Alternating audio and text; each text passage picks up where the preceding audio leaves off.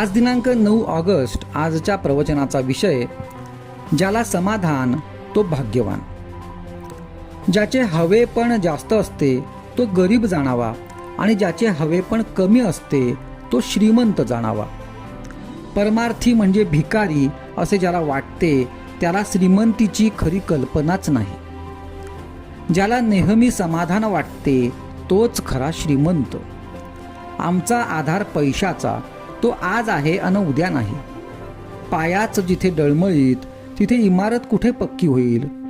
श्रीमान याचा अर्थ भगवंताशिवाय श्री असणारा असा होऊ नये याची श्रीमंतांनी काळजी घ्या. खरे म्हणजे समाधान हाच खरा पैसा, हीच खरी श्रीमंती, हेच खरे भाग्य आणि हेच खरे ऐश्वर्य होय. ज्याला समाधान जास्त तो जास्त भाग्यवान समजावा. समाधान हे आपल्याला घ्यायचे असते, दुसरा कोणी ते आपल्याला देऊ शकत नाही. खरोखर समाधानासारखे औषधच नाही. ते मिळत नाही म्हणून इतर औषधे घ्यावी लागतात. काळजी नाहीशी झाली की अखंड समाधान, शांती आणि आनंद मिळतो. पैलवानासारखा दिसणारा एक गृहस्थ होता. त्याला विचारले तर तो म्हणाला, अहो, मला मधुमेह झाला आहे, मी आतून पोखरला गेलो आहे, त्यापेक्षा तुम्ही बरे. खरोखर त्याचप्रमाणे पैशापासून प्राप्त होणाऱ्या ऐश्वर्याची अवस्था आहे. फक्त भगवंताच्या निष्ठेमध्ये समाधान आहे. ते राजवाड्यामध्ये नाहीच नाही, पण ते झोपडीमध्येही नसेल.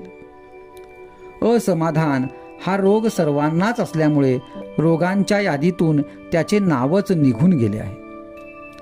सध्या जगात पुष्कळ सुधारणा झालेल्या आहेत, पण त्यांनी माणसाला समाधान मिळालेले नाही. जीवन सुखी न होता मनाला जिच्यामुळे हुरहुर लागते ती सुधारणा कसली? व्यक्ती काय किंवा समाज काय यांची सुधारणा घडवून आणायला चित्त स्थिर झाले पाहिजे. चित्ताची ही स्थिरता धर्माशिवाय येणे शक्य नाही.